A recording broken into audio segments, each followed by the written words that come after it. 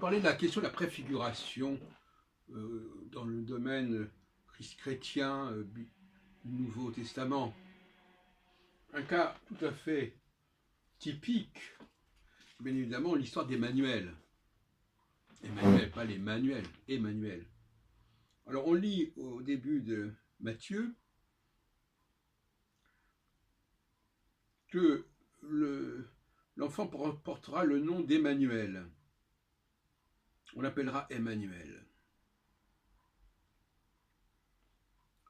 Mais cette expression, d'ailleurs les chrétiens ne le contestent pas, figure déjà dans Isaïe, au chapitre 7, verset 14. Alors, qu'est-ce qu'il faut penser de cela? Évidemment, ceux qui sont naïfs diront, voyez-vous, ce qu'avait annoncé Isaïe s'est concrétisé avec la naissance de Jésus. Et tout comme Isaïe avait annoncé que l'enfant s'appellerait Emmanuel, eh bien, on a appelé cet enfant Jésus, cet enfant Emmanuel, qui finalement... donc d'ailleurs, on ne voit pas très bien pourquoi il s'appelle Jésus et Emmanuel. Enfin, en tout cas, parce que c'est bien l'expression qui est utilisée. On ne dit pas on l'appellera Jésus, on dit on l'appellera Emmanuel. Mystère.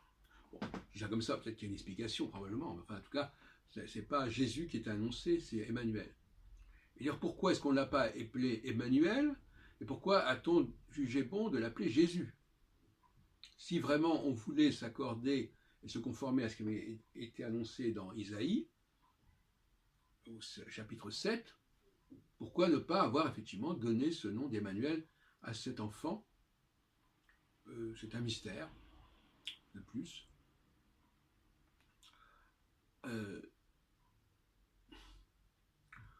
Vous savez que cette partie-là de la naissance de Jésus est évidemment pas du tout attestée historiquement, ça va de soi.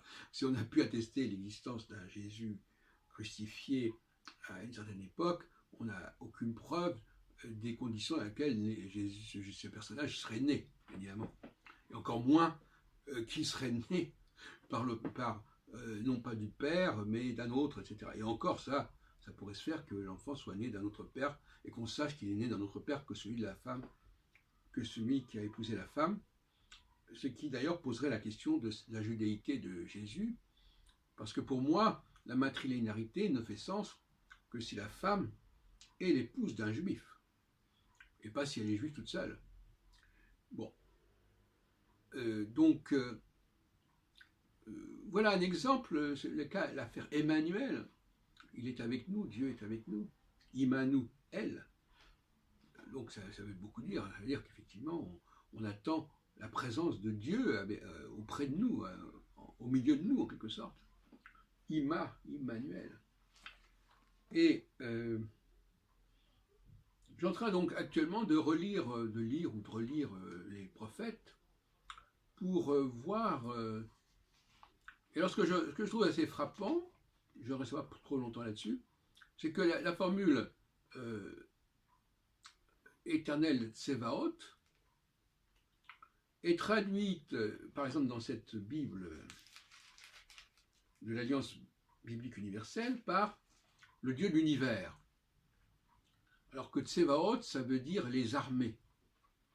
Donc il y a là une traduction, à mon avis, biaisée, qui n'est pas du tout innocente, évidemment, de traduire Yahvé Tsevaot, je crois, je ne l'ai pas sous les yeux, par Dieu de l'univers. Constamment, c'est comme ça qu'on le traduit. Ce qui veut dire, vous avez bien compris que ça veut dire qu'on n'est plus dans le Dieu des Hébreux, on est dans le Dieu de l'univers. Hein, c'est bien ça dont il s'agit au fond. C'est d'ailleurs la grande polémique entre les chrétiens et les juifs. Parce que la polémique entre les chrétiens et les juifs, ce n'est pas la question de savoir si Jésus est ceci ou cela. La question, c'est de savoir si le Dieu des Hébreux est le Dieu de l'univers, et le roi de l'univers.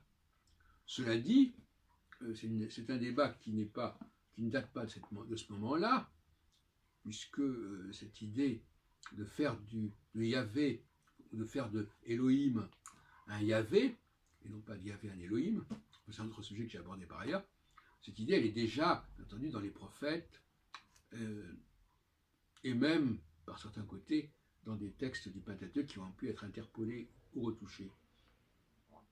C'est ça, le véritable enjeu théologique, c'est beaucoup plus la question de est-ce que le judaïsme polythéiste est le premier, et qui aurait évolué par la suite vers un monothéisme, mais qui ne serait pas, attention, je ne suis pas du tout en train de dire que avec Abraham, on serait passé au monothéisme, absolument pas. Avec Abraham, Isaac et Jacob, on est toujours dans le polythéisme. Et même avec Moïse, on est toujours dans le polythéisme. Donc, parce les gens disent, ah oui, le polythéisme, oui, mais c'était avant Abraham, etc. Bon. Et à ce sujet, je noterai que le christianisme attache beaucoup d'importance à Adam et Ève.